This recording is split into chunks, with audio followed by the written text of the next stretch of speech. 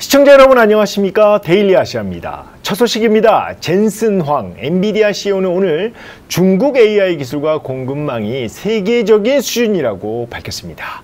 황 CEO는 이날 베이징에서 열린 제3회 중국 국제 공급망 촉진 박람회에서 중국의 초고속 혁신을 이끈 영웅은 연구자들과 개발자들, 기업가들이고 150만 명 이상의 중국 개발자가 혁신을 현실로 만들기 위해 오늘의 엔비디아를 만들었다고 말했습니다. 그는 또 딥시크와 알리바바, 텐센트, 미니맥스, 바이두의 어니봇 같은 AI 모델들은 월드 클래스이고 이곳에서 개발돼 개방적으로 공유됐으며 세계적인 AI 발전의 원동력이 됐다. 이렇게 덧붙였는데요.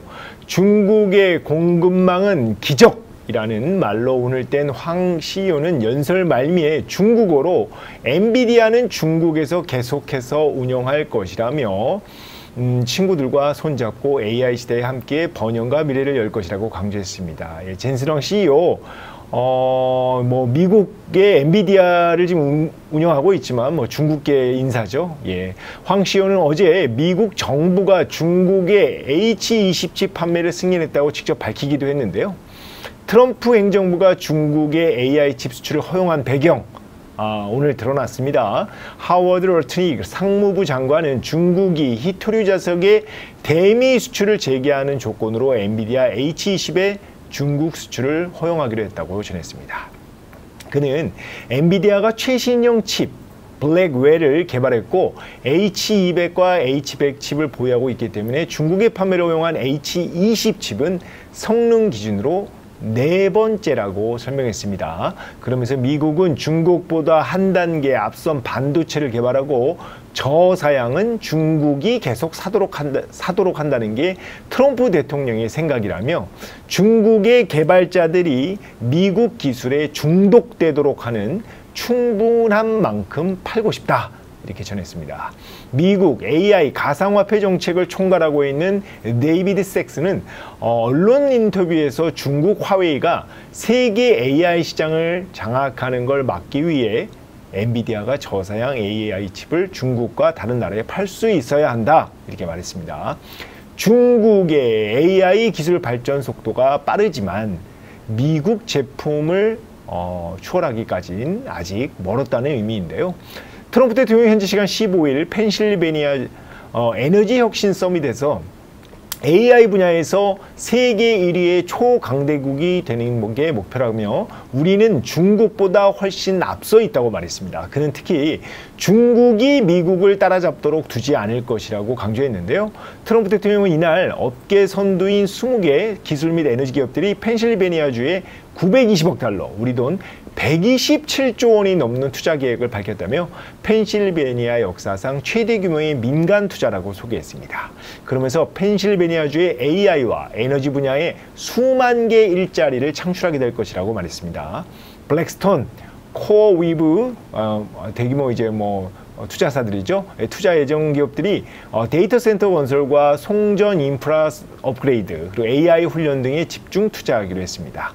블룸버그 통신은 오늘 23일 트럼프 대통령이 AI 관련 행사에서 미국이 AI에서 압도적 우위를 유지하기 위한 비전을 공개할 것이라고 보도했습니다.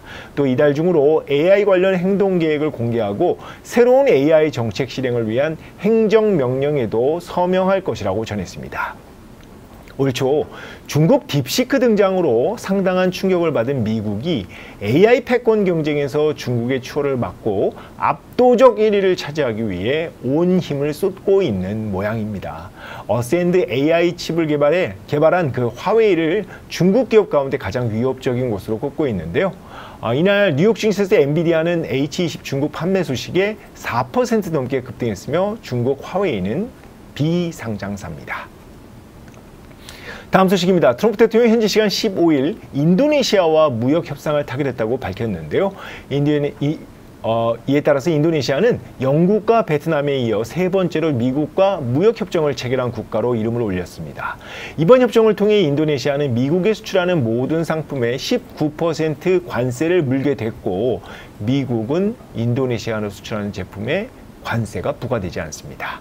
모든 분야의 비관세 장벽이 사라져 미국의 경우 미국 기업은 인도네시아 진출이 이제 가능해졌는데요. 또 인도네시아는 미국산 에너지 구매에 150억 달러, 농산물 구매에 45억 달러, 보잉 항공기 50대를 구매하기로 했습니다. 인도네시아는 일단 관세율이 낮아져 이번 무역협정에 대해서 이제 안도하는 분위기인데요. 당초 32% 관세에서 13%포인트 떨어져 수출 경쟁국인 말레이시아, 베트남, 태국보다도 낮아졌기 때문입니다. 19%죠. 예, 다른 국가들과 관세 격차로 더 많은 외국인 투자가 인도네시아로 유입될 것으로 내다봤는데요. 이에 반해 대만은 미국의 고율 관세에 대응하기 위해 분주한 모습입니다. 트럼프 정부로부터 32% 상호 관세를 부과받은 대만은 대미 투자를 확대하기로 했는데요. 대만 연합부는 오늘 라이칭더 대만 총통이 다음 달 미국을 경유하는 순방에서 미국산 여객기 구매를 발표할 가능성이 있다, 이렇게 보도했습니다. 또 대만 TSMC가 미국에 1,000억 달러를 이미 투자하기로 했죠. 여기에 이어서 IT와 농산물 분야에도 추가 투자할 가능성이 있다고 전했는데요. 트럼프 대통령은 대만 TSMC가 미국의 반도체 산업을 빼앗아갔다, 이를 되찾을 것이라며 고율 관세 부과를 거듭 예고한 바 있습니다. 발등에 불이 떨어진 대만은 다음 달 1일 상호 관세 부과 이전에 미국과 무역 합의를 서두르고 있는 모양입니다. 오늘 인도네시아 IDX 지수는 상승했고 대만 가권 지수는 증환기금 투입 소식에 이틀째 올랐습니다.